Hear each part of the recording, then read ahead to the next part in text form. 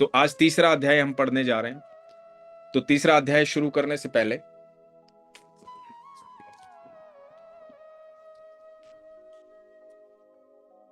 आप सबके पास, जिनके पास श्रीमद् भगवत गीता है, आप भगवान का ध्यान कीजिए और भगवान से प्रार्थना कीजिए कि हे ईश्वर, आज हम तीसरा अध्याय पढ़ रहे हैं, सुन रहे हैं। जो ज्ञान आप हमें देना चाहते हैं, जो हमारे जीवन की महाभारत में हमें इस समय आवश्यकता है, वो एक एक शब्द हमारे समझ में आए, वो बुद्धि हमें देना कि हम आपके द्वारा बोली गई हर बात को समझ पाएं और उस पर निरंतर चल पाएं, ऐसी क्षमता हमें देना। हम साधारण जीव हैं, साधारण मनुष्य हैं, उतने ज्ञानी नहीं है, उतने विद्वान नहीं है, लेकिन यदि आप चाहेंगे ऐसी बुद्धि देना, ऐसी क्षमता देना, तो हम आपकी वाणी को समझ पाएंगे। आपसे प्रार्थना करते हैं कि आपका बोला गया एक एक शब्द हमारी समझ में आए और हमारे जीवन में हम उस पर चल पाएं, ऐसी क्षमता आप हमें दें। हरे कृष्ण। तो हम तीसरा अध्याय शुरू करते हैं ठाकुर जी का ध्यान करते हुए। तीसरा अध्याय कर्म योग पर है। बहुत सारी भ्रांतियां जो हमारे मन में है, जो अर्जुन के मन में भी थी, तो वो सारी भ्रांतियां तीसरे अध्याय से खत्म होंगी। एक चीज मैं हमेशा कहता हूं, बहुत सालों से कहता हूं, कि अर्जुन ही वो नर है जो नारायण से मिलवाए। तो इस बात का तात्पर्य यह है, इसका कहने का अर्थ यह है कि जिस दिन अर्जुन जैसा समर्पण आ जाएगा, उस दिन आप नारायण से मिलेंगे, उस दिन आप नारायण का वो रूप देख पाएंगे जो अर्जुन ने देखा था। तो वो समर्पण की भावना जब आ जाएगी और अर्जुन बनकर ही गीता को समझा जा सकता है, तो गीता को समझने के लिए अर्जुन होना जरूरी है। तो एक एक शब्द बड़े ध्यान से सुनिएगा। तीसरा अध्याय। अर्जुन बोले, हे जनार्दन, यदि आपको कर्म की अपेक्षा ज्ञान श्रेष्ठ मान्य है, तो फिर हे केशव, मुझे भयंकर कर्म में क्यों लगाते? आप मिले हुए से वचनों से मेरी बुद्धि को मानो मोहित कर रहे हैं, इसलिए उस एक बात को निश्चित करके कहिए जिससे मैं कल्याण को प्राप्त हो जाऊं। अर्जुन का प्रश्न यह है कि ज्ञान बड़ा है तो फिर मुझे कर्म की बात क्यों आप कह रहे हैं? कर्म क्यों करूं? मैं ज्ञान ही प्राप्त कर रहा हूं, क्योंकि मैं आपके एक एक शब्द से इतना मोहित हो रहा हूं, मुझे इतने ज्ञान की प्राप्ति हो रही है, तो मुझे लग रहा है कि ये कर्म करना ही क्यों है, युद्ध करना ही क्यों है, किस लिए करना है? तो श्री भगवान बोले, हे निष्पाप, इस लोक में दो प्रकार की निष्ठा मेरे द्वारा पहले कही गई है।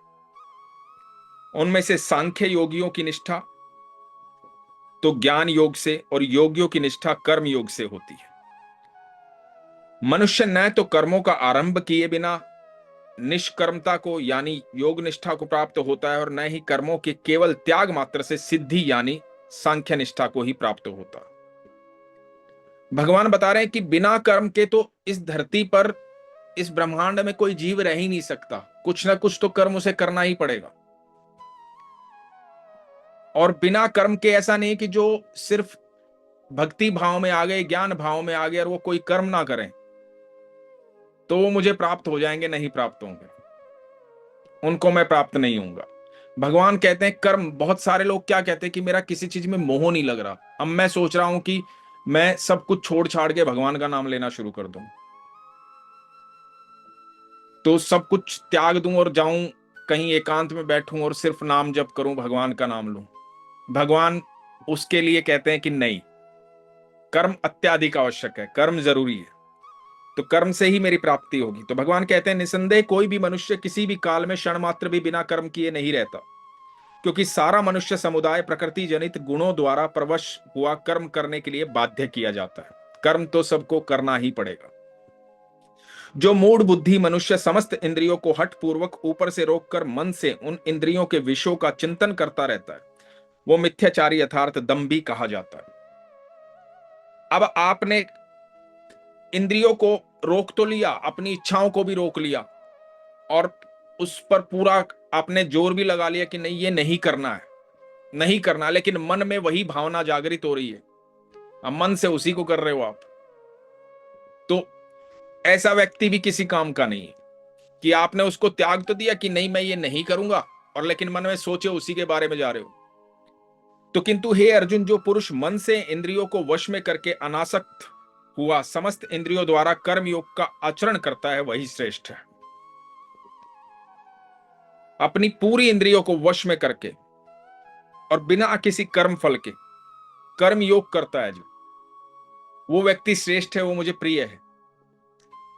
सारी इच्छाओं पर कंट्रोल करता है, और वो मन से, ऐसा नहीं सिर्फ कर्म से, मन से भी, मन में भी उसके बारे में नहीं सोच रहा। आपने सोच लिया मैं उपवास रख रहा हूं, उपवास तो कर लिया आपने, लेकिन मन में भाव आ रहा है कि चलो आज एक लड्डू खा लेते हैं, एक मिठाई खा लेते हैं, या नहीं भी खा रहे हैं, इंद्रियों पे वश है कि नहीं खाना, लेकिन मन में भाव आ रहा है, उसकी मिठास तो मन में आ रही है ना। आपके मन में तो ये आ रहा है ना कि नहीं, कल व्रत खुलेगा ना, व्रत खुलते ही सबसे पहले जा करके लड्डू मंगवाऊंगी, लड्डू मंगवाऊंगा और लड्डू खाऊंगा। तो ये भाव तो आपके मन में आ गया ना, तो उपवास वहीं पे टूट गया है आपका। तो ये भाव भी जब कंट्रोल हो जाएगा, आपका इंद्रियों पर इतना वश हो जाएगा कि मन पे भी वश हो गया, मन ने भी इंद्रियों पर वश कर लिया है, तब आप भगवान के अति प्रिय हो जाएंगे, तब आप वो श्रेष्ठ कार्य कर रहे हैं जो भगवान को पसंद है। तू शास्त्र विहित कर्तव्य कर्म कर, क्योंकि कर्म न करने की अपेक्षा कर्म करना श्रेष्ठ है, तथा कर्म न करने से तेरा शरीर निर्वाह भी नहीं सिद्ध होगा। यज्ञ से निमित्त किए जाने वाले कर्मों से अतिरिक्त दूसरे कर्मों में लगा हुआ ही ये मनुष्य समुदाय कर्मों से बंधता है। इसलिए हे अर्जुन, तू आसक्ति से रहित होकर उस यज्ञ के निमित्त ही भली भांति कर्तव्य कर्म कर। इसलिए अपने कर्तव्य से पीछे मत हटो। जब तुम्हें लग रहा है कि नहीं ये मैं नहीं कर पाऊंगा, तो उससे बेहतर कि कर्म करो, उसका आनंद लो, उस कर्म का आनंद लो। जब मन आपका वो नहीं, आपका मन पे बल नहीं हो रहा है, आप अटक नहीं रहे हैं, आप उपवास रख रहे हैं, आप मन में भावनाएं लगातार वही चल रही हैं, तो उससे बेहतर है ना मत रखो उपवास। क्यों रखना है? उस मिठाई का आनंद लो, जो मिठाई आप खाना चाहते हैं, आप भोजन करना चाहते हैं, उस भोजन का आनंद लो। लेकिन उस भोजन का आनंद कैसे लोगे वो आगे भगवान बताएंगे। उस भोजन का आनंद भी लो, उपवास मत रखो, आपको नहीं रखना कोई बात नहीं, मत रखो, लेकिन कर्म करो आप। तो यदि मन को बलात् आप मन को नहीं रोक सकते, तो भगवान क्या कहते हैं कि यज्ञ के निमित्त किए जाने वाले कर्मों से अतिरिक्त दूसरे कर्मों में लगा हुआ है, ये मनुष्य समुदाय कर्मों से बंधता है। इसलिए हे अर्जुन, तू आसक्ति से रहित होकर इस यज्ञ के निमित्त ही भली भांति कर्तव्य कर्म कर। प्रजापति ब्रह्मा ने कल्प के आदि में यज्ञ सहित प्रजाओं को रचकर उनसे कहा कि तुम लोग इस यज्ञ के द्वारा वृद्धि को प्राप्त हो, और ये यज्ञ तुम लोगों को इच्छित भोग प्रदान करने वाला हो। तुम लोग इस यज्ञ के द्वारा देवताओं को उन्नत करो, और वो देवता तुम लोगों को उन्नत करें। इस प्रकार निस्वार्थ भाव से एक दूसरे को उन्नत करते हुए तुम लोग परम कल्याण को प्राप्त हो जाओगे। भगवान यहाँ कहते हैं देवताओं की बात, ब्रह्मा जी की बात। जब सृष्टि की रचना हुई, मनुष्य को बनाया गया, तो भगवान कहते हैं कि यज्ञ एक ऐसा उपाय ब्रह्मा जी ने बताया कि तुम देवताओं के लिए यज्ञ करो। जब तुम देवताओं के लिए यज्ञ करोगे तो देवताओं को शक्ति प्राप्त होगी, उनका मान सम्मान बढ़ेगा, उनको शक्ति प्राप्त होगी। तो जब उनको शक्ति प्राप्त होगी तो वो तुम्हारी इच्छाओं को पूर्ण करेंगे। तो तुम उनको उनकी शक्ति बढ़ाओ और वो तुम्हारी इच्छाओं को पूर्ण करें, तो यज्ञ करो। तो यज्ञ करने से आप अपनी इच्छाओं की पूर्ति कर सकते हो। यज्ञ मतलब पूजा पाठ आदि जो भी हम करते हैं, जो भी हम जैसे उपवास रखते हैं, जो आजकल जो भी क्रिया है, उस समय यज्ञ होते थे, हवन होते थे। आजकल हर व्यक्ति यज्ञ और हवन नहीं कर सकता, तो हम जो पूजा पाठ करते हैं, जो नित्य कर्म करते हैं, तो उससे हम देवताओं को प्रसन्न करते हैं। तो भगवान वो समझा रहे हैं, यज्ञ के द्वारा बढ़ाए हुए देवता तुम लोगों को बिना मांगे ही इच्छित भोग निश्चय ही देते रहेंगे। जो तुम्हारी इच्छाओं देवताओं से होगी ना, जो भी इच्छा रखोगे पूजा पाठ करते हो, तो सारी इच्छाएं पूरी होंगी। ठाकुर जी आगे जब हम पढ़ेंगे तो ठाकुर जी बताते हैं कि ऐसी कोई इच्छा नहीं है जो तुम्हारी पूरी नहीं हो सकती, वो सारी इच्छाएं पूरी हो सकती हैं। जो तुम मुझसे मांगोगे वो सब मिल जाएगा तुम्हें, लेकिन उससे मैं प्राप्त नहीं होऊंगा। मुझे प्राप्त करने के लिए दूसरा साधन है। तो भगवान कहते हैं कि इच्छित भोग निश्चय ही देते रहेंगे। इस प्रकार उन देवताओं द्वारा दिए गए भोगों को जो पुरुष उनको बिना दिए स्वयं भोगता है, वो चोर ही है। यदि ईश्वर ने आपको दिया है, यज्ञ के द्वारा ईश्वर से आपने इच्छा रखी, भगवान से इच्छा रखी कि भगवान मुझे अच्छी इनकम दे। आपने 100 रुपए कमाए, भगवान की देवता को प्रसन्न करके आपने 100 रुपए कमाए। अब उस 100 रुपए का भोग आपने स्वयं कर लिया। दिया तो भगवान ने ही है, लेकिन उनके सम्मान में यदि आपने 10 रुपए निकाल कर रखे और किसी भिक्षु को दिए या किसी भले कर्म में लगाए, किसी अच्छे कर्म में लगाए, वो भगवान को समर्पित किए, उन्हीं के दिए हुए में से उन्हीं को समर्पित किया, तब आपका जो है ना वो भोगना जो है वो प्रसाद बन जाएगा। जैसे हम क्या करते हैं, जब हम भगवान को भोग लगाते हैं पहले, तो हम भोग क्यों लगाते हैं, भोग की परंपरा क्यों है, भोग मतलब भोग किस लिए लगाया जाता है? भोग इसलिए लगाया जाता है, जब वो भगवान को भोग लग जाता है तो प्रसाद हो जाता है, उसकी सारी नकारात्मक ऊर्जा उस भोजन की खत्म हो जाती है और उसके अंदर ईश्वरीय ऊर्जा आ जाती है। तो पहले वो भोजन होता है, फिर वो प्रसाद बन जाता है। तो इसलिए नित्य कर्म में जो भी हमारे जीवन में हम तरक्की कर रहे हैं, जहां भी बढ़ोतरी कर रहे हैं, हम इनकम कमा रहे हैं, पैसा कमा रहे हैं, घर खरीद रहे हैं, गाड़ी खरीद रहे हैं, तो उसका कुछ हिस्सा, कुछ परसेंटेज हमें भगवान को समर्पित करना चाहिए। उन्हीं का दिया हुआ है, उन्हीं को समर्पित करना, उनका सम्मान करना चाहिए और उसको बांट देना चाहिए। 100 में से 10 रुपए आए, 10 रुपए आप किसी जरूरतमंद को बांट दो, क्योंकि वो जरूरतमंद भी भगवान से ही मांग रहा है, उसकी जरूरत आपके जरिए पूरी हो रही है। तो भगवान कहते हैं कि जो ऐसा नहीं करता, सब कुछ प्राप्त करता रहता है और सब सोचता है कि मैंने ही कर्म किया, मैं ही भोगूंगा, तो ऐसा व्यक्ति, भगवान के शब्दों में भगवान कहते हैं कि वो चोर ही है। यज्ञ से बचे हुए अन्न को खाने वाले श्रेष्ठ पुरुष सब पापों से मुक्त हो जाते हैं, और जो पापी लोग अपना शरीर पोषण करने के लिए ही अन्न पकाते हैं, वे तो पाप को ही खाते हैं। जब आप लोगों को बांट करके, लोगों के अंदर प्रेम बांट करके, अपने पास जो है, जब ये भावना आ जाती है कि सबको बांट करके भोजन खिलाऊंगा, सबको बांट करके भोजन खाऊंगा, तो आप यकीन मानना, आपका एक दाने, एक चावल के दाने से भी पेट भर जाएगा। ये भगवान ने आपको यदि याद हो तो, जब पांडवों के पास भोजन खत्म हो गया था तो चावल का सिर्फ एक दाना बचा था, तो द्रौपदी को भगवान ने कहा कि मुझे बड़ी भूख लगी, तो द्रौपदी ने चावल का एक दाना दिया भगवान को, और वो चावल के एक दाने से सिर्फ भगवान तृप्त नहीं हुए थे। जब भगवान भोजन करते हैं तो अनंत ब्रह्मांड तृप्त होता है, चावल के सिर्फ एक दाने से अनंत ब्रह्मांड तृप्त हो गया था। तो भगवान कहते हैं, ऐसा व्यक्ति, ऐसा जीव जो सबको बांट करके, सबके साथ प्रेम से रह करके उस प्रसाद को ग्रहण करता है, उसकी आत्मा तृप्त हो जाती है। तो और जो सिर्फ अपने भरण पोषण के लिए, अपने स्वार्थ के लिए कर्म करता है, अपने स्वार्थ के लिए कमाता है, तो वो भोजन और प्रसाद नहीं खाता है, वो पाप खाता है। फिर वो सिर्फ अपने जीवन यापन के लिए, शरीर को चलाने के लिए, अपनी इंद्रियों को सुख देने के लिए कार्य कर रहा है, तो प्रसाद और भोजन नहीं ग्रहण कर रहा, पाप खा रहा है। संपूर्ण प्राणी अन्न से उत्पन्न होते हैं, अन्न की उत्पत्ति वृष्टि से होती है, वृष्टि यज्ञ से होती है, और यज्ञ विहित कर्मों से उत्पन्न होने वाला है। तो भगवान कहते हैं कि सारे जीव जितने हैं वो सब अन्न अन्न से जीवित रहते हैं, सब भोजन ग्रहण करते हैं, सब अन्न से जीवित रहते हैं, और अन्न की उत्पत्ति बारिश से होती है, वृष्टि से होती है, और वृष्टि यज्ञ से होती है, बारिश होती है यज्ञ से। जब हम पुराने जमाने में पहले क्या होता था, हम वर्षा के लिए इंद्र देवता की पूजा करते थे, यज्ञ करते थे कि इंद्र देवता प्रसन्न हो और बारिश हो जाए, तो भगवान से प्रार्थना करते थे, तो यज्ञ से बारिश होती है।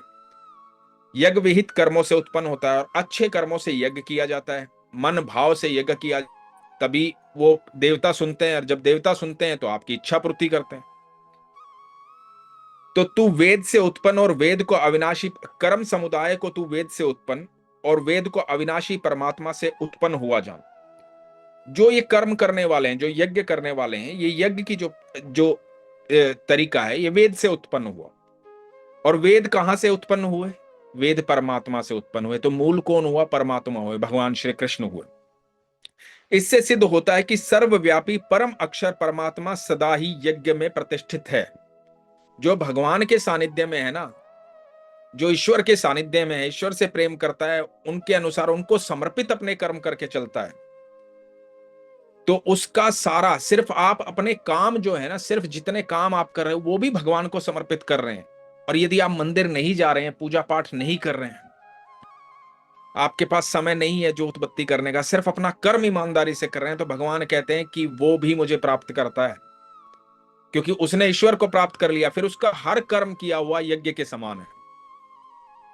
तो हे पार्थ, जो पुरुष इस लोक में इस प्रकार परंपरा से प्रचलित सृष्टि चक्र के अनुकूल नहीं बरतता, अर्थात अपने कर्तव्य का पालन नहीं करता, वो इंद्रियों के द्वारा भोगों में रमण करने वाला पापी पुरुष व्यर्थ ही जीता है। तो ऐसे तो बहुत सारे जीव हैं जो सृष्टि के इस नियम को नहीं मानते, भगवान के सानिध्य में नहीं रहते, सिर्फ भोजन इसलिए करते हैं, आनंद इसलिए करते हैं कि शरीर की इंद्रियों को सुख मिलता रहे, तो वो तो इस शरीर को ढो रहा है, इस इंद्रियों को सुख देने के लिए। शरीर की तो एक सीमा है, शरीर तो खत्म हो जाएगा, एक उम्र पूरी होगी, शरीर खत्म हो जाएगा, उसके बाद क्या? अंदर की जो जीवात्मा है, जो परमात्मा है, उसको तो आनंद की प्राप्ति नहीं हुई, उसके लिए तो हमने कुछ किया नहीं। हम शरीर के लिए भोजन खाते हैं, लेकिन आत्मा के लिए क्या करते हैं? आत्मा के लिए तो हम कुछ भी नहीं करते।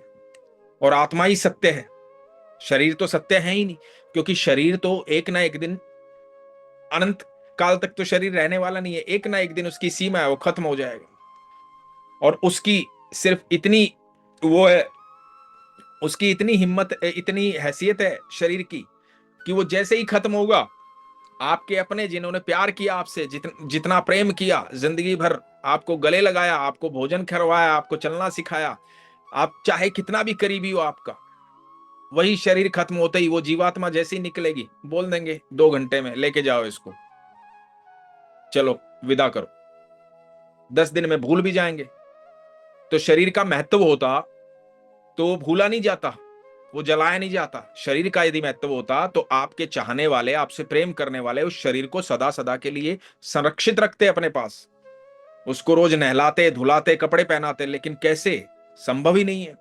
जैसे ही जीवात्मा छोड़ता है शरीर को, शरीर के अंदर दुर्गंध आनी शुरू हो जाती है। तो ये शरीर तो दुर्गंध से, मल से भरा हुआ है। यदि इसमें जीवात्मा नहीं है तो शरीर तो किसी काम का है ही नहीं। और ऐसा व्यक्ति जो सिर्फ शरीर के लिए जी रहा है, जो सिर्फ शरीर के लिए काम कर रहा है, शरीर की भूख मिटा रहा है, आत्मा की भूख नहीं मिटा रहा है, तो व्यक्ति किसी काम का नहीं है। परंतु जो मनुष्य आत्मा में ही रमण करने वाला और आत्मा में ही तृप्त तथा आत्मा में ही संतुष्ट हो, उसके लिए कोई कर्तव्य नहीं है। ऐसा व्यक्ति जो आत्मा के लिए सब कर रहा है, जो सब कुछ भगवान को मान के कर रहा है, जो सारे कर्म भगवान को करके कह रहा है कि प्रभु ये कर्म मेरा तुझे समर्पित, ये कर्म मेरा, मैं भोजन बना रहा हूं, ये कर्म तुझे समर्पित, ये कर्म तुझे, हर कर्म जो है भगवान को। अब भगवान को आप क्या समर्पित करोगे? जब आप भगवान की थाली लगाते हो, भोजन की थाली लगाते हो, तो आप क्या करते हो? आप पहले अच्छे से स्नान करते हो, हाथ धोते हो, साबुन से हाथ धो के आओगे, थाली को अच्छे से साफ करोगे, फिर भगवान का भोग सजाओगे उसमें, फिर शुद्धता के साथ, जितना शुद्ध आप कर सकते हो उतनी शुद्धता के साथ भगवान को परोसोगे और भगवान को कहोगे प्रभु ग्रहण कर, है ना? आप ऐसा तो नहीं कि बेकार सी, गंदी सी, झूठी थाली उठाओगे, उसमें भगवान को खाना परोस दोगे, ऐसा तो कभी भी नहीं करोगे आप, है ना? तो भगवान कहते हैं जब तू अपने कर्मों को मुझे समर्पित करेगा, कर्मों का भोग लगाएगा। अब कर्मों का भोग कैसे लगेगा? जब आप हर कर्म शुद्ध करोगे, अच्छी नीयत से करोगे, है ना? सिर्फ अपने सुख के लिए नहीं करोगे, अच्छी नीयत से करोगे, तो वो जो कर्मों का भोग, आप जब ये आदत बन जाएगी कि मुझे अपने कर्मों का भोग भगवान को लगाना है, तो आपका कोई कर्तव्य नहीं रहेगा। फिर आप हर चीज अच्छी ही करोगे, फिर आपकी कोई जिम्मेदारी नहीं रहेगी, कोई कर्तव्य, कोई पाप नहीं रहेगा आपके जिम्मे। किसी प्रकार के पापी नहीं कहलाओगे आप, कोई पाप नहीं होगा। फिर लोग चाहे कुछ भी कहते रहे, आपका कोई पाप नहीं, यदि आपका संबंध ईश्वर से सीधा है और आपके कर्मों का संबंध, कर्मों का आप भोग लगा रहे हैं भगवान को, तो भगवान कहते हैं उस महापुरुष का इस विश्व में ना तो कर्म करने से कोई प्रयोजन रहता है और ना ही कर्मों के ना करने से ही कोई प्रयोजन रहता है, तथा संपूर्ण प्राणियों में भी इसका किंच मात्र भी स्वार्थ का संबंध नहीं रहता है। ऐसा व्यक्ति जो इस तरह का कर्म करता है, जो भगवान को समर्पित करता है ईमानदारी से, तो ऐसे व्यक्ति का कोई स्वार्थ नहीं होता किसी प्रकार। वो हर जीवात्मा की प्रसन्नता चाहता है, हर जीवात्मा के लिए खुशी चाहता है।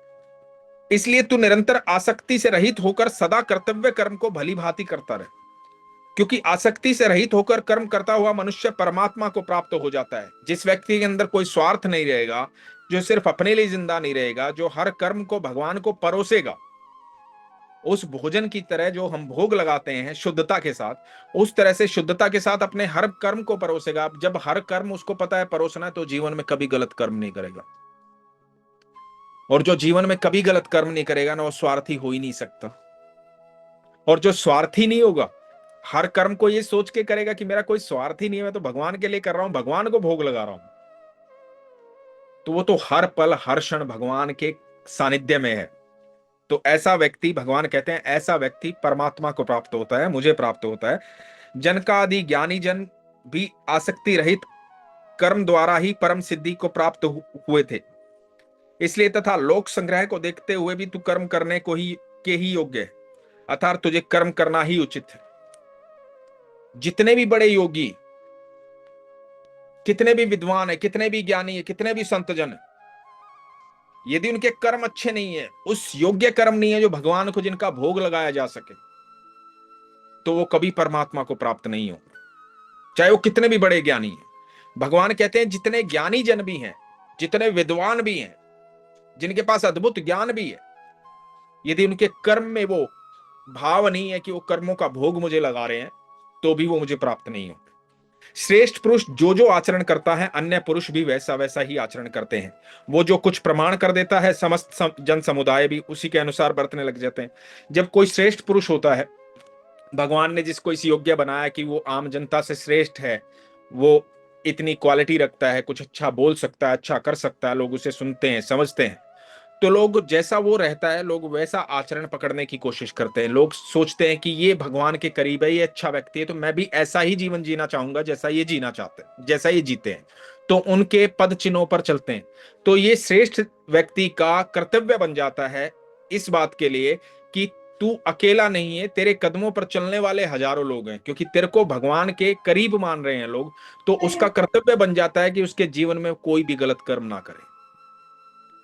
तो हे अर्जुन, मुझे इन तीनों लोकों में ना तो कुछ कर्तव्य है और ना ही कोई भी प्राप्त करने योग्य वस्तु है, अप्राप्त है, तो भी मैं कर्म ही बरतता हूं। तो भगवान अपनी बात कहते हैं कि मेरी तो कोई ऐसी इंद्री नहीं है, मैं तो इंद्रियहीन हूं, तो ऐसी कोई चीज नहीं है जो मुझे सुख पहुंचा सके या दुख पहुंचा सके, या कोई इच्छा मेरी बाकी रह गई हो कि चलो मैं ये इच्छा पूरी कर लेता हूं। मैं तो अनंत ब्रह्मांड का रचयिता हूं, सब कुछ तो मैंने रचा है, तो ऐसा कुछ है ही नहीं जिसको प्राप्त मैं करना चाहता हूं।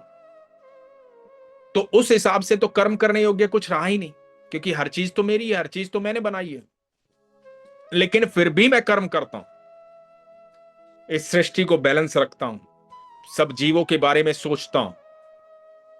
तो भगवान कहते हैं क्योंकि हे पार्थ, यदि कदाचित मैं सावधान होकर कर्मों में न बरतूं तो बड़ी हानि हो जाए, क्योंकि मनुष्य सब प्रकार से मेरे ही मार्ग का अनुसरण करते हैं।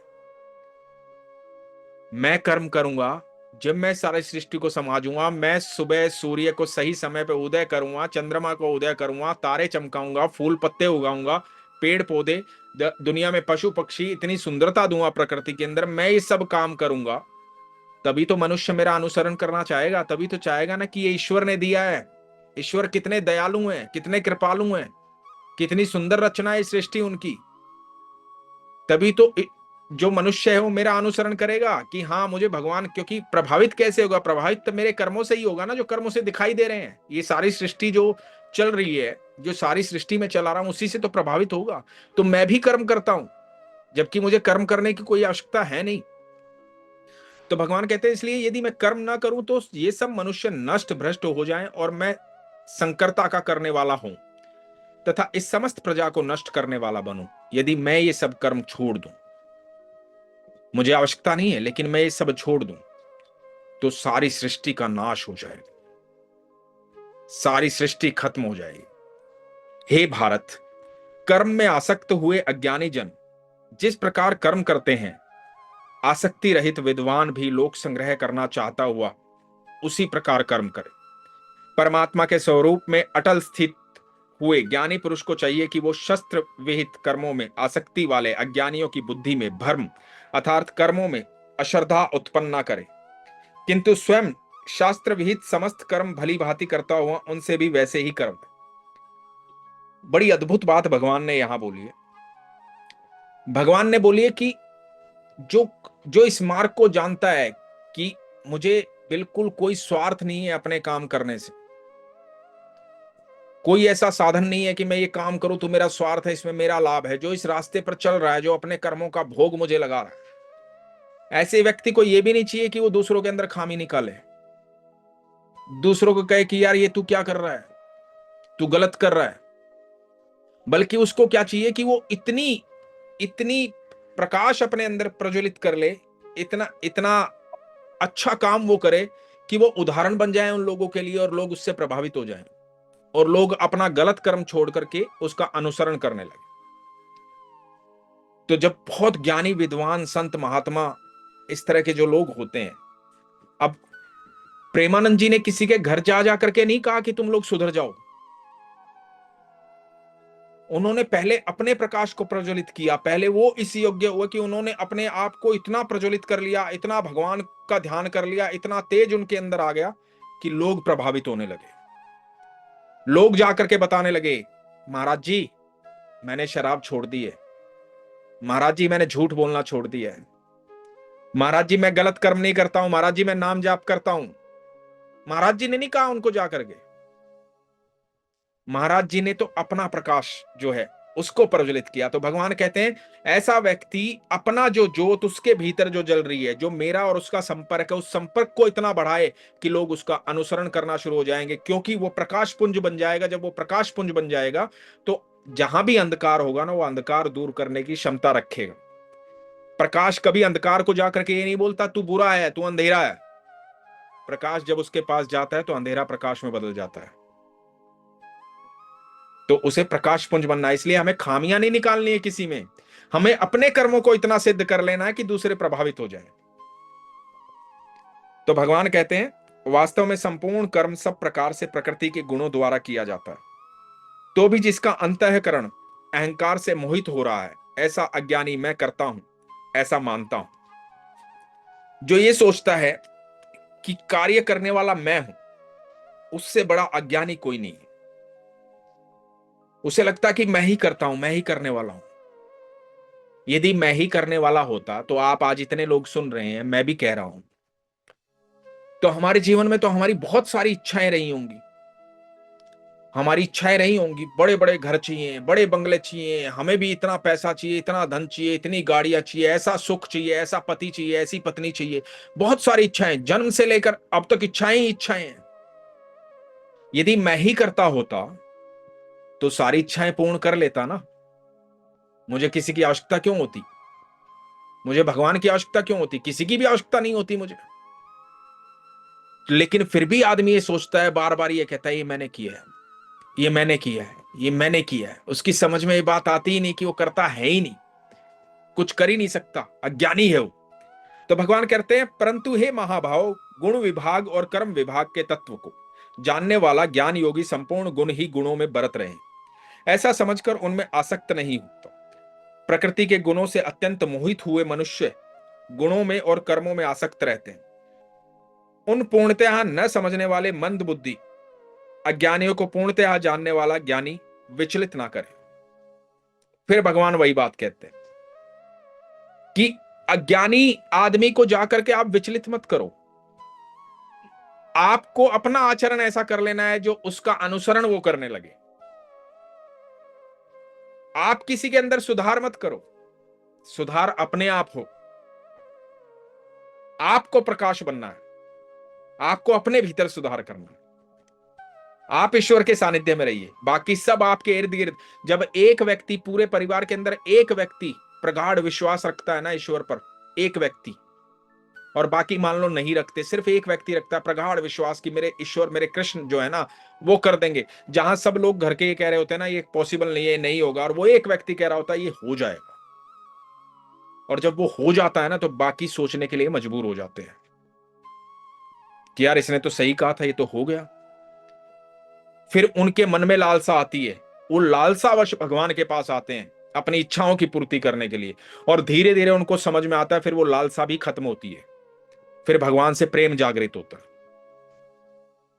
और जब प्रेम जागृत होता है, पहला पहला स्टेप लालसा ही है, फिर प्रेम जागृत होता है। जब प्रेम जागृत होता है तो भगवान के सानिध्य में आता है, फिर वो कर्मों का भोग लगाना शुरू करता है इंसान।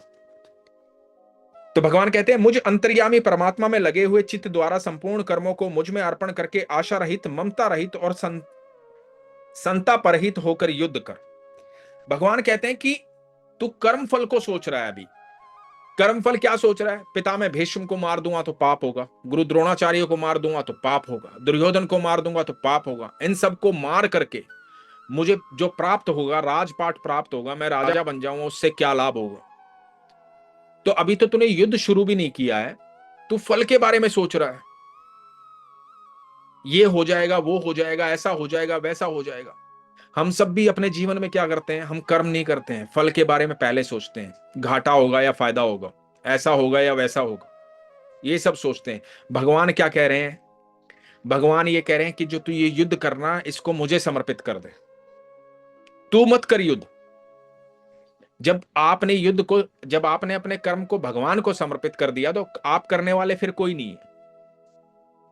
क्योंकि जब आप भगवान को समर्पित कर देंगे, तो ना तो आप फल के बारे में सोचेंगे, ना नुकसान के बारे में, ना फायदे के बारे में। आपने तो भगवान को समर्पित कर दिया, आप चाहे फल मिले ना मिले, वो सब भगवान का है ना। आप तो सिर्फ निमित्त बन गए उस कार्य को करने के लिए। तो भगवान कहते हैं कि तू सिर्फ निमित्त बन, अपना कर्म मुझे समर्पित कर दे। जब कर्म मेरा होगा तो फल भी मेरा होगा, और जब कर्म करने वाला मैं होऊंगा तो फल तुझे पता ही है फिर कैसा होगा। तो भगवान कहते हैं कि इस कर्म को तू मुझे समर्पित कर दे और युद्ध कर। जो कोई मनुष्य दोष दृष्टि से रहित और श्रद्धा युक्त होकर मेरे इस मत का सदा अनुसरण करते हैं, वे भी संपूर्ण कर्मों से छूट जाते हैं। कर्मों से तो आप अपने आप ही छूट गए जब आपने भगवान को कर्म समर्पित कर दिया।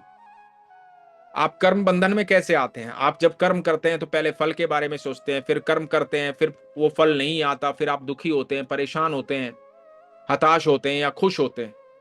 लेकिन यदि आपने कर्म भगवान को समर्पित कर दिया तो आप समभाव में आ जाते हैं।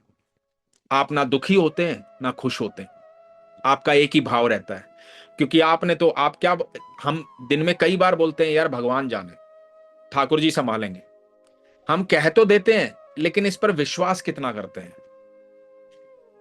यदि इसी बात को एक दिन, मैं कह रहा हूं सिर्फ एक दिन विश्वास से कह के देखिए, ठाकुर जी संभालेंगे, और फिर उसके बारे में सोचिएगा मत, सोचना ही नहीं है उसके बारे में। आप यकीन मानना उसके परिणाम अकल्पनीय होंगे, जिसकी आपने कभी कल्पना भी नहीं की होगी। उसके परिणाम ऐसे होंगे जो आप सोच भी नहीं सकते हैं। तो एक बार अपनी ही कही बात पर विश्वास रखिए कि ठाकुर जी संभालेंगे, फिर सोचना नहीं, चिंता नहीं करनी है उसके बारे में बिल्कुल भी। फिर दिमाग में प्रश्न नहीं आना चाहिए, किसी से बात भी साझा नहीं करनी है कि अरे यार ऐसा किया था, ऐसा हो जाएगा, वैसा नहीं। जब करने वाले ठाकुर जी, अब ठाकुर जी करेंगे, और फिर जो भी प्राप्त होगा उसको सहर्ष स्वीकार करना, क्योंकि मेरे ठाकुर जी ने दिया है, चाहे वो दुख है चाहे सुख है। फिर ये सोचना कि यदि दुख आ रहा है तो ओहो दुख दिया है, तो इसमें कुछ ठाकुर जी की लीला होगी। क्योंकि दुख जो है ना, वो सुख की नींव होती है। दुख निर्माण कर रहा होता है उस इमारत का जो आपको जीवन भर सुख देती है। तो आप उसको प्रसाद समझकर ग्रहण कीजिएगा। फिर यदि आपने कर्म को सौंप दिया और ठाकुर जी को सौंप दिया, तो फिर शिकायत भी नहीं होनी चाहिए, शंका भी नहीं होनी चाहिए। फिर ठाकुर जी को सौंप दीजिए, एक बार सौंप के देखिए, फिर देखिए आपके जीवन में बदलाव क्या होगा। तो भगवान कहते हैं, और ये तो भगवान कह रहे हैं, स्वयं भगवान का बोला, पूरी अनंत ब्रह्मांड के अंदर सिर्फ श्रीमद् भगवत गीता ऐसी है सब धर्मों और सब जातियों के भीतर जो स्वयं भगवान ने बोली है। और हम सौभाग्यशाली लोग हैं कि आज 5000 साल बाद भी भगवान के बोले एक एक शब्द को पढ़ सकते हैं, सुन सकते हैं। उनका धन्यवाद करते हैं इस बात के लिए। परंतु जो मनुष्य मुझ में दोष रोपण करते हुए मेरे इस मत के अनुसार नहीं चलते हैं, उन मूर्खों को तू संपूर्ण ज्ञानों में मोहित और नष्ट हुए समझ। अब जो लोग इस बात को नहीं मानते, इसको नहीं समझते, तो दुखी ही रहते हैं। कहने को तो कह दिया ठाकुर जी संभालेंगे, लेकिन सोच रहे हैं, अभी साझा कर रहे हैं पड़ोस में, मोहल्ले में, दोस्तों से, यार ये कर, तो एग्जाम तो दे दिया है, पता नहीं परिणाम कैसा होगा, देखो कैसा होगा। अपने आप ही शंकाएं, अपने आप ही परिणाम की बात कर रहे हैं, सब अपने आप ही कर रहे हैं। फिर जब वो आ जाता है तो हताश भी हो जाते हैं, अरे यार ये क्या हुआ। खुशी हो जाती है तो पल भर की खुशी होती है, उसमें निरंतरता नहीं होती। आपने आज एक सपना था, एक कार खरीदनी है, आपने कार खरीद ली, बड़ी कार खरीद ली, 15 दिन के बाद आपका मोह उससे त्याग दोगे। 15-20 दिन घूमोगे फिरोगे, इधर उधर जाओगे, फिर वो ऐसी खड़ी रहेगी। पहले 15 दिन तो खूब कपड़ा लेके खुद ही चमकाओगे, किसी को चमकाने भी नहीं दोगे, उसको सफाई भी नहीं करने दोगे, खुद ही कपड़ा लेके नीचे उतरोगे, अरे मैं झाड़ता हूं मेरी कार को। थोड़ा सा भी दाग होगा तो डांट दोगे सफाई वाले को, अरे यार थोड़ा ध्यान से कर लिया कर। लेकिन ये 15-20 दिन ही चलेगा, उसके बाद उससे मोह खत्म हो जाएगा। उसके बाद वो खड़ी खड़ी ऐसे लगी रहेगी, उस पर छींटे लगी हुई हैं, कीचड़ लगा हुआ है, कोई दिक्कत नहीं। तो वो स्थिर नहीं है, वो खुशी भी स्थिर नहीं है और दुख भी स्थिर नहीं है। यदि निरंतर खुशी में रहना, निरंतर सुकून में रहना है, तो फिर आपको अपने कर्म को भगवान को सौंपना होगा। तो भगवान कहते हैं सभी प्राणी प्रकृति को प्राप्त होते हैं, अर्थात अपने स्वभाव के परवश हुए कर्म करते हैं। ज्ञानवान भी अपनी प्रकृति के अनुसार चेष्टा करता है, फिर भी इसमें किसी का हठ क्या करेगा। तो हर व्यक्ति अपने स्वभाव के अनुसार काम करता है, जो उसका स्वभाव है, जो उसकी प्रकृति है। भगवान ने 18वें अध्याय में अर्जुन को समझाई है ये बात कि तू क्षत्रिय है, मैं मना भी करूंगा ना तो भी तू युद्ध करेगा, क्योंकि तेरा स्वभाव है, बचपन से तूने तीर कमान ही चलाया है। अपने बचने के लिए करेगा, इनको मारने के लिए नहीं करेगा, पर करेगा। तो स्वभाव से नहीं हट सकता तू। तो इंद्रिय, इंद्रिय के अर्थ में अर्थात प्रत्येक इंद्रिय के विषय में राग और द्वेष छिपे हुए। मनुष्य को उन दोनों के वश में नहीं होना चाहिए, क्योंकि वे दोनों ही इसके कल्याण मार्ग में विघ्न करने वाले महान शत्रु हैं। हर इंद्री जो है, हर चीज, हमारी जो इंद्रियां है ना, वो हमारे साथ खेलती है। उनके अंदर राग, द्वेष, ईर्ष्या, पाप, लालसा सब कुछ है। जो एक जीवात्मा हमारे भीतर है ना, जो परमात्मा हमारे भीतर है, उसके ऊपर बहुत कुछ लिप्त कर रखा है हमने, इस शरीर की संतुष्टि के लिए, इस शरीर की भूख के लिए। आत्मा की भूख की चिंता ही नहीं है, वो कभी करते ही नहीं है, हम शरीर की चिंता करते हैं। तो शरीर की भूख के लिए इंद्रियां जो है ना, ये राग द्वेष इन सब में छुपे हुए हैं। ये कल्याण मार्ग में, आपके कल्याण होने में विघ्न करते हैं। इसलिए कहा जाता है इंद्रियों पर वश करना सीखो, क्योंकि ये आपके सबसे बड़े शत्रु हैं। आपका दिमाग निरंतर इतना सोचता है। आप जरूर कभी कभी बैठ के सोचिएगा कि आप किसी चीज के लिए बहुत ज्यादा घबराए हुए हों, बहुत ज्यादा घबराए हुए हों, डरे हुए हों, भगवान के सामने माथा टेक रहे हैं, बार बार भगवान से प्रार्थना कर रहे हैं, दोस्तों को बता रहे हैं, अपनों को बता रहे हैं कि ये हो रहा है, ये हो रहा है, ये हो रहा है। ऐसा समय हर एक के जीवन में आया होगा। आज उस समय को सोच के देखेगा, आपको ये एहसास होगा कि मेरा दिमाग मेरे साथ कितना खेल रहा था, इतनी तो बड़ी बात भी नहीं थी जितनी मैंने सोच ली थी। तो आपका दिमाग निरंतर आपको परेशान कर रहा होता है। दिमाग आपको ऑपरेट कर रहा है, जबकि दिमाग किस लिए बनाया है? आप उसको ऑपरेट करें, आप उसे चलाएं। मेरा मन करे तो मैं इस हाथ का इस्तेमाल करूं, मेरा मन ना करे तो मैं ना करूं। ये हाथ अपने आप ही चलने लग जाएगा तो कितनी दुर्घटनाएं कर देगा, कितना गलत हो जाएगा। तो ये हाथ तो हमने काबू में कर लिया, मन को काबू में नहीं किया। मन भी ऐसा ही करता है, दिमाग भी ऐसा ही करता है। जब उसको काबू में कर लेंगे तो दुर्घटनाएं रुक जाएंगी, जीवन में संकट नहीं आएगा। तो भगवान कहते हैं, अच्छी प्रकार आचरण में लाए हुए दूसरों के धर्म से गुण रहित भी अपना धर्म अति उत्तम है। अपने धर्म में तो मरना भी कल्याणकारक है और दूसरे का धर्म भय को देने वाला है। भगवान कहते हैं, अर्जुन अर्जुन बोले, हे कृष्ण, तो फिर ये मनुष्य स्वयं न चाहता हुआ भी बलात् लगाए हुए की भांति किससे प्रेरित होकर पाप का आचरण करता है? भगवान से अर्जुन ने पूछा कि फिर ये पापी क्यों हो जाता है मनुष्य, किसके बल में आ जाता है? हमारी आत्मा इतनी शुद्ध है, इतनी पवित्र है, तो किसके बल में आ जाता है? तो भगवान कहते हैं, रजोगुण से उत्पन्न हुआ ये काम ही क्रोध है। ये बहुत खाने वाला अर्थात भोगों से कभी ना अघाने वाला और बड़ा पापी है। इसको ही तू इस विषय में बैरी जा। रजोगुण क्या है? हमारी जो सुख सुविधाएं, हम शरीर को सुख देना चाहते हैं, आत्मा को सुख देना नहीं चाहते, शरीर को सुख देना चाहते हैं। शरीर के सुख की प्राप्ति के लिए तरह तरह के प्रयास करते हैं। गलत कार्य भी किस लिए करते हैं? कि हमारा शरीर सुखी रहे। सारे गलत कार्य इसीलिए करते हैं, शरीर सुखी रहे। तो शरीर को जब सुख देने के लिए कार्य करते हैं और वो कार्य नहीं हो पाता है, तो सबसे पहले क्या आता है? क्रोध आता है। जब क्रोध आता है तो आदमी पापी बन जाता है।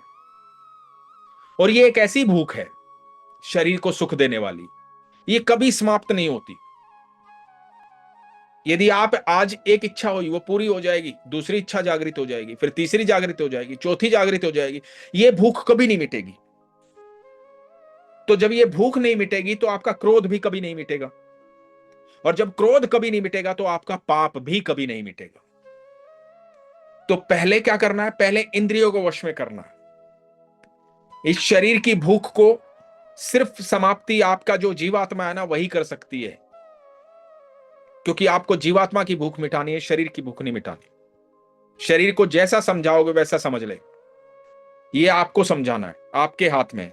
जिस प्रकार धुएं से अग्नि और मैल से दर्पण ढका जाता है, बड़ी महत्वपूर्ण बात है कि जिस प्रकार धुएं से अग्नि, धुआं जब हो जाता है तो अग्नि दिखाई नहीं देती, मैल जब हो जाता है तो शीशा, आईना जो है वो दिखाई नहीं देता। तथा जिस प्रकार जेर से गर्भ ढका रहता है, जैसे गर्भाशय में जो बच्चा होता है वो जेर से ढका रहता है, वो नहीं दिखता, वो भी अंदर रहता है। और हे अर्जुन, इस अग्नि के समान कभी न पूर्ण होने वाले काम रूप ज्ञानियों के नित्य वैरी के द्वारा मनुष्य का ज्ञान ढका हुआ। जिस प्रकार अग्नि में जितना भी डाल दो ना, जितना भी डाल दो, सब स्वाहा हो जाएगा, उसकी भूख कभी शांत नहीं, कभी शांत नहीं हो सकती, कुछ भी डाल दो स्वाहा। उसी प्रकार ये शरीर जो है ना, इसकी भूख कभी शांत नहीं होगी। और ये क्या है, उस जीवात्मा को ढके हुए है। जो इंद्रियां है ना, उस जीवात्मा को जो पवित्र है, जिसकी भूख की हम कभी चिंता नहीं करते, ये सारी इंद्रियां उसको ढके हुए हैं, वहां तक पहुंचने ही नहीं देती आपको। ये आप कब पहुंचते हो, जब बहुत अच्छे संतों के सानिध्य में आते हो, आपको थोड़ा ज्ञान प्राप्त होता है, आप भगवान की भक्ति में आते हो। जो पहला बेस, जो बेस की मैं बात कर रहा हूं, पूजा पाठ नाम जाप, ये सब बेस है। जब इस बेस पर आप आते हो, थोड़ा थोड़ा समझ में आने लगता है कि जीवन ये नहीं है। कमाल की बात देखो कि हम जीवन भर सारे कार्य किस लिए करते हैं, सिर्फ एक चीज के लिए, सुख प्राप्त करने के लिए। सिर्फ एक चीज, सुख, सुकून प्राप्ति के लिए हम सारे कार्य करते हैं। और वो सुकून ही नहीं मिलता, सारे दुख ग्रहण करते रहते हैं। और सुख प्राप्त करना सबसे आसान कार्य है, उसके लिए सबसे मुश्किल कार्य हम करते हैं। भगवान के सानिध्य में रह करके आप पल भर में सुख प्राप्त कर सकते हैं, क्षण भर में सुख प्राप्त कर सकते हैं। यदि आप अपने कर्मों को सोच लें कि सारे कर्म ठाकुर ही कर रहा है, विश्वास ही उस पर कर लिया, तो कोई झंझट ही नहीं है जिंदगी में, कोई दुख ही नहीं है किसी प्रकार का, कोई परेशानी नहीं है। करने वाला भगवान है, देने वाला भगवान है, सब करने वाला भगवान है, जो है भगवान का है। जब ये भाव मन में जागृति हो गया, उसके बाद दुख किस बात का, कोई इच्छा ही नहीं है, सब भगवान का है, तो हर पल सुकून है। और भगवान बड़े साधारण तरीके से सुकून सबको देना चाहते हैं, लेकिन लेना कोई नहीं चाहता, क्योंकि दुख की आदत पड़ गई है। नहीं, कष्ट भोगना है, दुखी रहना है, दुख में आनंद ले रहे हो। ये खत्म होगा तो अगले के लिए तैयार हूं, वो खत्म होगा तो उससे अगले के लिए तैयार हूं। तैयार रहना दुखों के लिए। और भगवान कहते हैं दुखों के लिए तैयार मत रहो, हर पल सुखी रहो, हर पल खुश रहो। ये बड़ी अद्भुत यात्रा है, इस पृथ्वी पर तुम्हें भेजा है खुश रहने के लिए। इस प्रकृति का आनंद लो, इतनी सुंदर प्रकृति मैंने बनाई है, तुम्हारे लिए सारी व्यवस्थाएं की है। यदि भगवान हमें दुखी दुखी देखना चाहते हैं, भगवान ये चाहते कि हम पृथ्वी पर आकर के दुखी हो, तो सोचने वाली बात यह है कि भगवान ऐसी व्यवस्था नहीं करते कि हमारे पैदा होने से पहले हमारी मां के स्तनों में हमारे लिए दूध आ जाता। हमारी भूख की चिंता नहीं होती भगवान को। भगवान ने इसलिए वो सारी व्यवस्थाएं की, इसलिए माँ बाप दिए, इसलिए परिवार दिया, इसलिए दोस्त दिए, इसलिए समाज दिया, इसलिए हमारे दूध की व्यवस्था की, कि जो मेरी जीवात्मा है, जो मेरा प्यारा बच्चा है, जिसको मैंने रचना जिसकी मैंने की है, ये हमेशा सुख पाए। सुख की व्यवस्था करके भगवान ने भेजा। लेकिन हमने क्या किया, हम दुख की व्यवस्था करने लगे। तो हमें दुख की व्यवस्था नहीं करनी है, उससे निकलने का। अब दुख की व्यवस्थाएं तो हमने कर ली, क्योंकि अज्ञानी है, ना वैसा माहौल मिला, ना वैसा समाज मिला, ना वैसी बार बार बातें सुनने को मिली। अब जब मिल रही है, ये हमारा सौभाग्य है। ये मैं सच कह रहा हूं। श्रीमद् भगवत गीता पढ़ना और उसे सुनना हमारा सौभाग्य है, क्योंकि एक जन्म लेना पड़ेगा श्रीमद् भगवत गीता पढ़ने के लिए, इसे जानने के लिए। तो ये वो साधारण उपाय है, साधारण उपाय जीवन को हर पल सुखी रखने का। इसलिए भगवान ने गीता बोली। तो भगवान कहते हैं, और हे अर्जुन, इस अग्नि के समान कभी न पूर्ण होने वाले काम रूप ज्ञानियों के नित्य वैरी के द्वारा मनुष्य का ज्ञान ढका हुआ है। इंद्रिया, मन और बुद्धि, ये सब इसके वासस्थान कहे जाते हैं। ये काम इन मन, बुद्धि और इंद्रियों के द्वारा ही ज्ञान को आच्छादित करके जीवात्मा को मोहित करता है। ये जो ज्ञान है ना, ये जो इंद्रियों की भूख है, ये जीवात्मा को भी इसमें लिप्त कर लेती है, वो भी अशुद्ध होती चली जाती है। ये इतने प्रबल हो जाते हैं, इसी में मन लगना शुरू कर देता है आदमी का, तो उसको घेर लेता है। जो इतनी शुद्ध आत्मा है, जो परमात्मा है, शुद्ध आत्मा, उसको इस शरीर पकड़ लेता है, ऐसे जकड़ लेता है अपनी इच्छाओं के बीच में, और उसको सोचने ही नहीं देता है। वो भी लग जाती है कि इसी के बीच में फंसी रहे। तो इसलिए हे अर्जुन, तू पहले इंद्रियों को वश में करके इस ज्ञान को और विज्ञान का नाश करने वाले महान पापी काम को अवश्य ही बलपूर्वक मार डाल। तो भगवान ये अर्जुन के साथ साथ हम सबको भी कहते हैं कि सबसे पहला काम ये कर कि इन इंद्रियों को वश में करके इस ज्ञान और विज्ञान का नाश करने वाले महान पापी काम को अवश्य ही बलपूर्वक मार डाल। किसी ज्ञान की आवश्यकता नहीं है,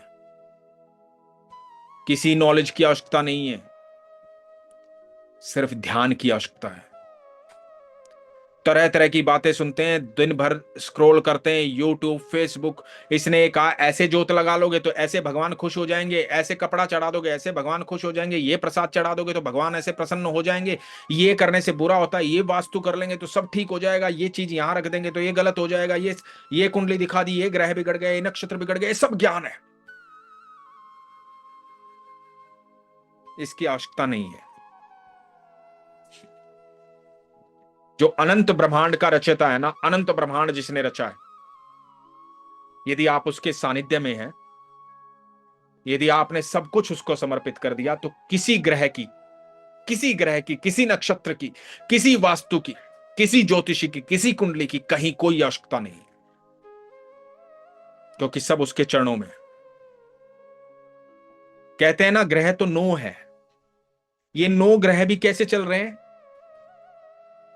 ये 9 ग्रह भी चल रहे हैं अनुग्रह से। अनुग्रह किसका? ईश्वर का। जब आप ईश्वर के अनुग्रह में आ जाते हो ना, तो कोई ग्रह आपका कुछ नहीं बिगाड़ पाता। आपको ईश्वर के सानिध्य में रहना है, वो इतना अटल रहना, इतना विश्वास से रहना। यदि बोल दिया ना ठाकुर जी करेंगे, तो कोई शंका नहीं है, ठाकुर जी ही करेंगे। अब इतना अटल विश्वास होना चाहिए। फिर देखो, मैं कह रहा हूं, आप बोलो किसी को भी भाई वास्तु बिगाड़ के जाओ, कुंडली बिगाड़ के जाओ, जो करना है टोटका वो कर लो, जितनी तंत्र विद्याएं चलानी है वो चला लो, मेरा कुछ बाल बाका करके दिखाओ, क्योंकि मेरे पास कृष्ण है, मेरे पास अनंत ब्रह्मांड का रचयिता है, मेरे पास मेरा ईश्वर है, और किसी के अंदर इतनी मजाल नहीं इस अनंत ब्रह्मांड के अंदर कि उसके सामने खड़ा हो पाए। उसके पैर के नाखून से रौंद दिए जाओगे। कृष्ण संपूर्ण तो अनंत ब्रह्मांड को हिला सकते हैं।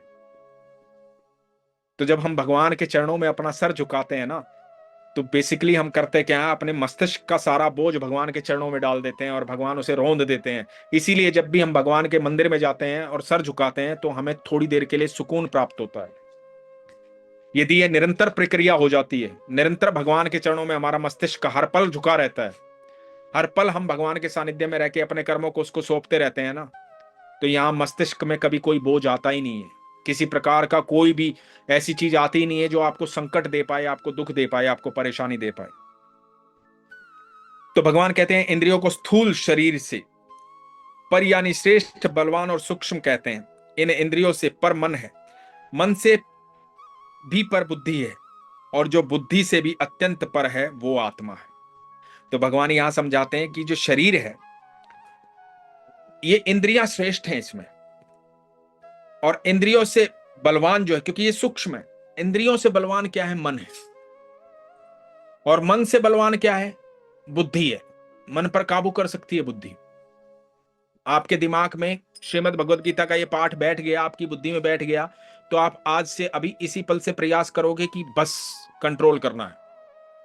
ये बुद्धि काम कर सकती है, लेकिन बुद्धि से भी जो ऊपर है वो आत्मा है, और आत्मा से जो ऊपर है वो परमात्मा है।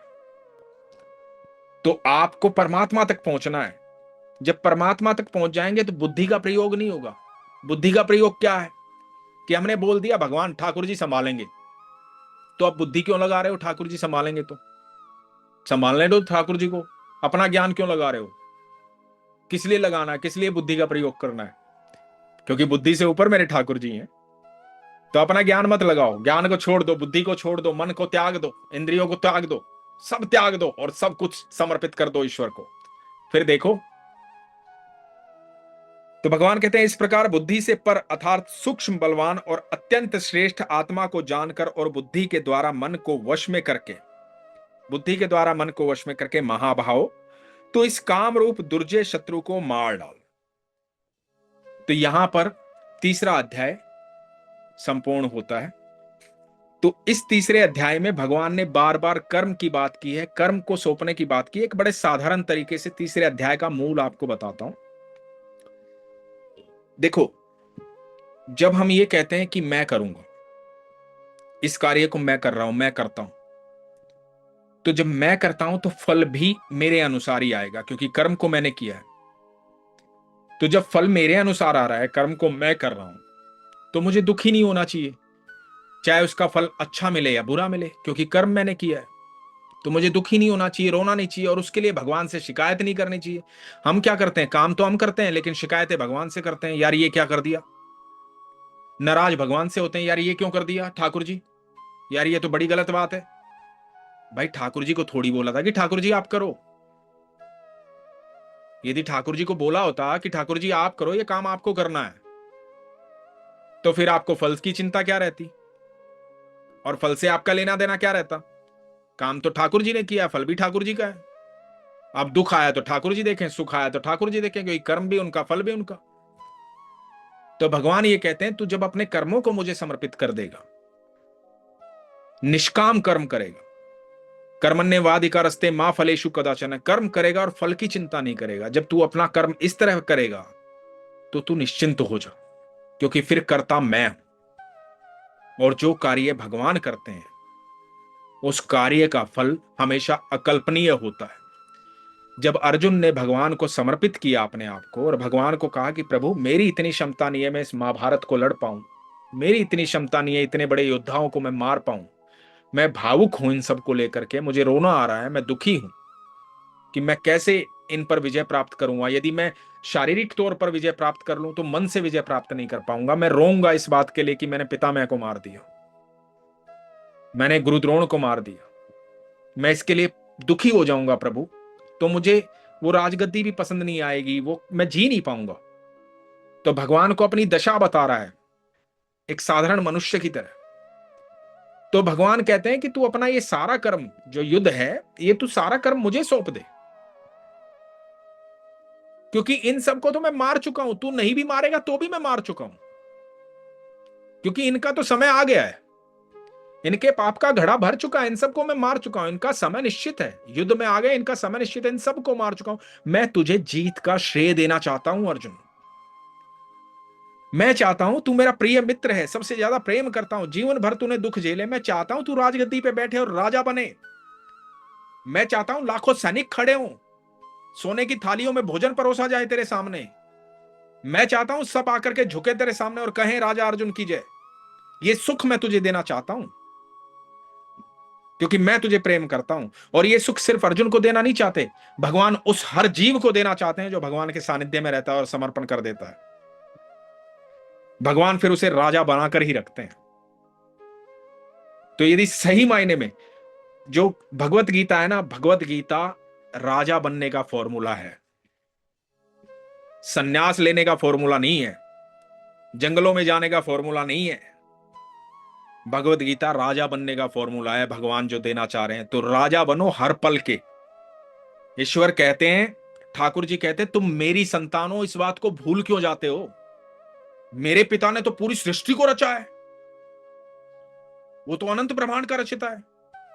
तो हमें तो कितना गर्व महसूस होना चाहिए, हमें तो निडर निर्भीक हमेशा ऐसे होना चाहिए, हमें कभी हारना ही नहीं है, क्योंकि मेरा बाप साधारण नहीं है, मेरे बाप ने दुनिया को रचा है। ऐसा कुछ नहीं है इस अनंत ब्रह्मांड में जो मेरा बाप नहीं कर सकता। अनंत ब्रह्मांड के देवी देवता भी, मनुष्य भी, जीव जंतु भी, हर जीव कण कण मेरे बाप के चरणों में जाकर के गिरता और नतमस्तक होता है। तो मैं उस पिता की संतान हूं, ये बात हमें हमेशा पता होनी चाहिए, हर पल पता होनी चाहिए। और जब ये बात हमें पता होगी ना, तो हमारे जीवन में दुख सुख ये सब सब बहुत परे चले जाएंगे। और जब ये बात हमें पता होगी ना कि मेरा बाप इतना रईस है, इतना अमीर है, जिसने सारी दुनिया को रचा है, तो किसी को देने में भी हमें झिझक नहीं होगी,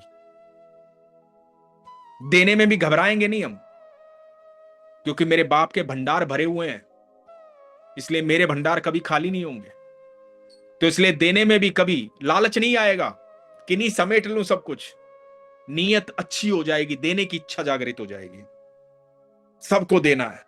सबको खुशियां देनी है, सबको प्रेम देना, सबको देना, क्योंकि मेरे पास कभी कम नहीं होगा, क्योंकि मैं उस पिता की संतान हूं जिसके पास भंडार भरे हुए हैं। तो ये था तीसरा अध्याय।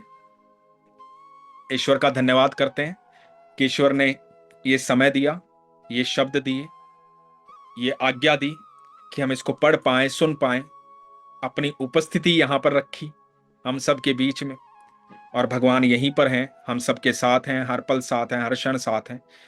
तो ठाकुर जी के चरणों में, राधा रानी के चरणों में मेरा नमन। धन्यवाद।